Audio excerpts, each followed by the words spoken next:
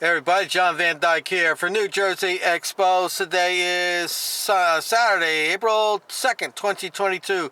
Time is 6:18 p.m. Jersey time. Very pleasant Jersey time. A little cool, low 50s, but we had sunshine all day and no wind. Thank goodness, no wind.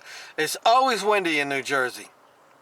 Okay, so we got a happy story, a good story about a police officer.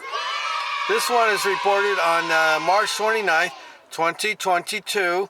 And this is on KRON4.com and reads as follows. Former San Jose police officer sent for multi-million-dollar fraud scheme. See, I told you it was a good story. It was a happy story. Police officer going to jail, a bad one. And here's the story right here. Excuse me. Okay, let's find out what category this one's going to be in. Is it going to be sexual misconduct, violence, or deceit? Which one you think it'll be, people? Santa Clara County, California. A retired San Jose police officer was sentenced Tuesday to 3 years in jail for using a side security business to commit millions of dollars in insurance fraud, money laundering, tax evasion, and workers' exploitation.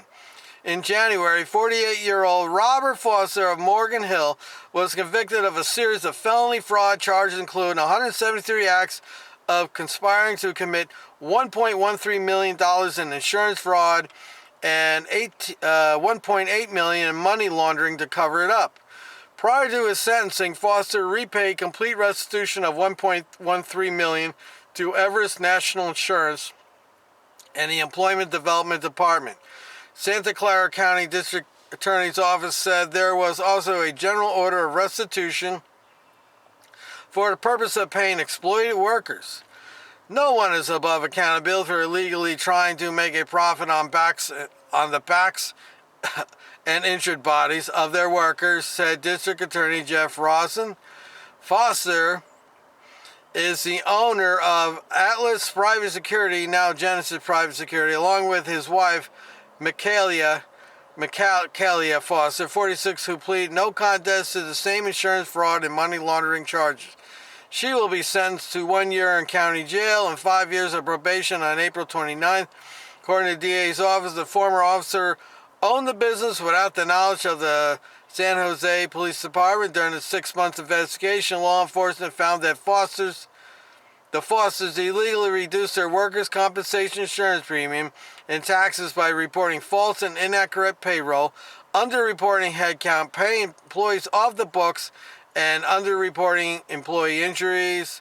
Additionally, the Fosters failed to pay employees overtime and dissuaded those employees from accurately reporting on-the-job injuries and wage theft violations. Wow. The pair also hid millions of dollars of payroll through a complex subcontractor masking scheme. Employees were paid by a different security company, Defense Protection Group, which had no knowledge of the employees' hours, wages, or schedules. Instead, DPG simply moved money from the Foster's firm to the employees so that the Fosters could avoid paying their fair share of taxes, worker compensation insurance, and overtime wages. The former San Jose police officer will serve 2 years of a mandatory supervision upon finishing his jail sentence. Well, sounds to me like it falls under the category deceit. I know it's not as exciting as child pornography or them beating their wives up or raping children, but just another side of our heroes. You know, they're not all honest. A lot of them are dishonest. They are very dishonest people. Makes you wonder how they behave while they were on the job with the citizens they interacted with. How many reports did they lie on? How many timesheets did they lie on? Check the mic and make sure it But, sound you right, know, the boys. bootleggers always give them free pass. Isn't that right, bootleggers? I'm sure this guy was a very nice guy, and he's just had some problems, and we should give him a free pass. Isn't that right, Jack? Isn't that what I should do? I should start coming out hard on these officers because, you know, they've got troubles. I shouldn't kick them when they're down. I'm John Van Dyke for New Jersey Exposed.